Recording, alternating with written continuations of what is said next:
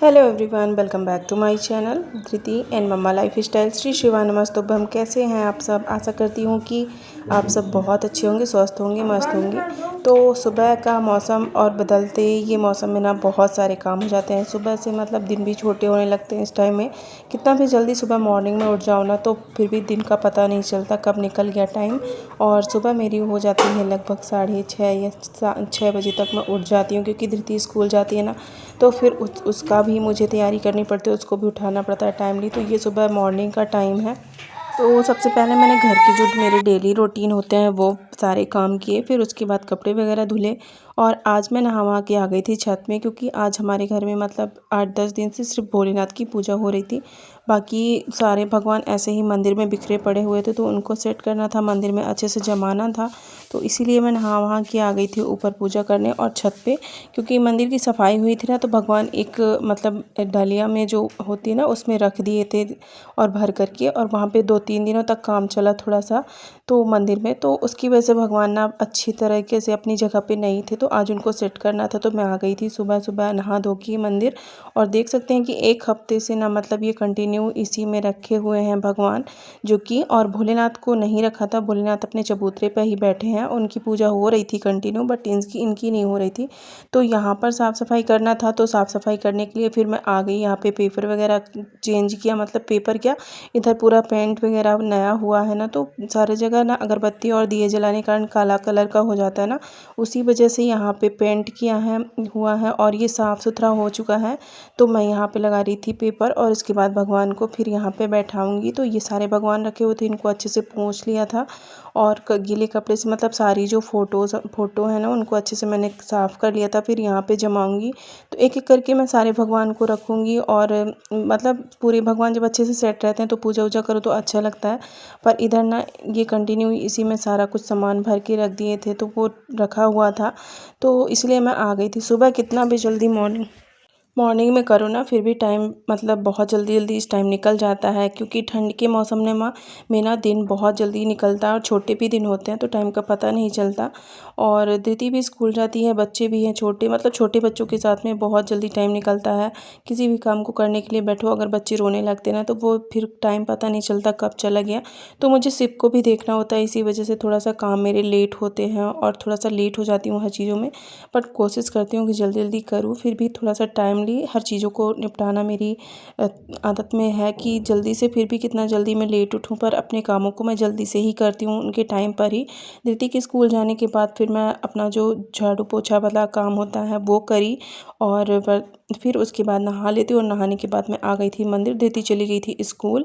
तो ये सारे भगवान हैं ना, इनको मैंने अच्छे से साफ़ कर लिया था। मंदिर में बहुत सब दिनों से मतलब सफाई नहीं हुई थी, वैसे तो जैसे पेंट वगैरह का काम होता है ना, वो सारी चीज़ें। तो मंदिर बहुत ज़्यादा गंदा था, तो यहाँ पे पेंट पूरे घर में हुआ है इस टाइम। तो हमारे घर में काम लगा था, तो पूरे घर में पेंट हो चुका है। उसी वजह से यहाँ भी मंदिर में भी बढ़िया साफ़ हो चुका है। तो इसी कारण ना भगवान रखे हुए थे, तो मैं इनको देखिए अच्छे से इनकी जगह में लगा दूँ।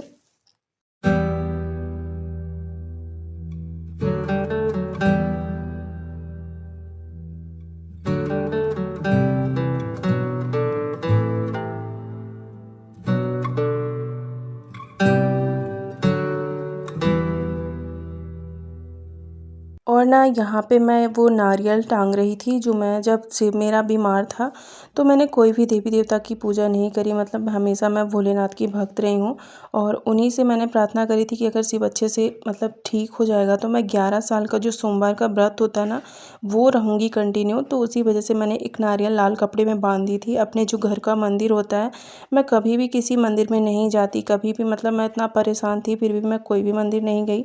जितनी आस्था मेरे अपने भगवान से है, घर के भगवान से, उन्हीं से मैं प्रे करती हूँ, उन्हीं से प्रार्थना करती हूँ। और जो भी मेरी गलतियाँ होती हैं उन्हीं से मैं क्षमा मांगती हूँ, उन्हीं पे के पास सारे कष्ट अपने रोती हूँ। तो मैंने उनसे ये प्रार्थना करी थी कि अगर शिव अच्छा हो जाएगा तो मैं 11 साल का व्रत रहूँगी। तो वही नारियल मैंने फिर से कंटिन्यू मंदिर में बांध दिया था। और ये मॉर्निंग में मैंने बनाया था आज जो लौकी होती है उसका पकौड़े बनाए थे। मतलब इसको अच्छे से घोल लिया था, फिर इसमें बेसन वगैरह डाल के बनाते हैं। तो ये सारी चीज़ें होती हैं, और मतलब छोटे छोटे काम फिर भी कितना भी करते जाओ ना, टाइम बहुत जल्दी निकल जाता है। तो मॉर्निंग की 11 साढ़े 11 बज गए थे आज मुझे, मतलब साढ़े 11 12 बजे के टाइम में मैं आज ये बना रही थी। और ये इसमें कभी कभार ऐसा होता है कि इसी की फिर कढ़ी वगैरह भी बना लेते हैं। तो देख मैंने इसकी फिर कढ़ी भी बनाई थी। वैसे तो पकौड़े ऐसे सभी कोई खा लेते हैं अगर बना दो तो, और इसी में कढ़ी भी इसकी बहुत अच्छी आती है। इससे मतलब फ्राई करके बनाओ, फिर कढ़ी जो दही मट्ठे से बनती है उसमें डाल दो। तो हमेशा इसकी भी कढ़ी में घर में बहुत ज़्यादा पसंद करते हैं सभी कोई। वैसे तो मैं मायके में हमेशा बनाया करती थी ना, तो इसको गोल गोल कट करके बनाती थी। बट यहाँ पे जो बनाते हैं ना, तो यहाँ पे मतलब एकदम इसको गोड़ के और फिर इसका पानी निकाल के फिर ऐसे तरीके से बनाते हैं। तो इसको बनाने के बाद फिर मैं कंटिन्यू बनाने लगी खाना। और ये मैंने खाना वगैरह भी बना लिया था। और दीदी के आने का भी टाइम हो जाता है, क्योंकि वो 9 बजे चली जाती है तो 1 बजे फिर आ जाती है, तो वो भी भूखी हो जाती हैं। तो मुझे जल्दी से 1 के पहले मतलब 12 साढ़े 12 तक खाना कंप्लीट करना होता है उसके आने के पहले।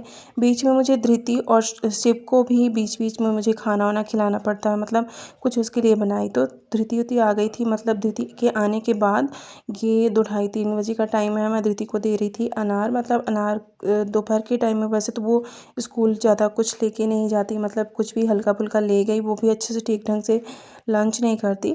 तो फिर लास्ट में मैं उसको दोपहर में कुछ ना कुछ फल ज़रूर खिला देती हूँ, क्योंकि कुछ भी वो फ्रूट्स में जल्दी अच्छा उसको पसंद नहीं है और वो ले भी नहीं जाती।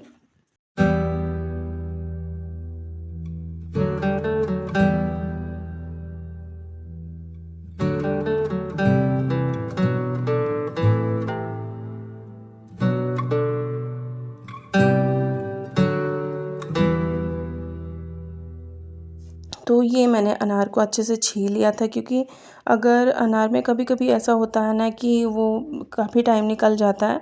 बट मैं उसको छील के ऐसे चाकू या फिर किसी की मदद से पीछे से उसमें ऐसे पीट देते हैं, तो बहुत जल्दी से उसमें से दाने निकल जाते हैं और ईज़िली निकल जाते हैं। तो टाइम की भी बचत हो जाती है। और ये शाम का टाइम था, तो हो गया था पूजा आरती का टाइम। तो मैंने तुलसी माता को दिया रखा।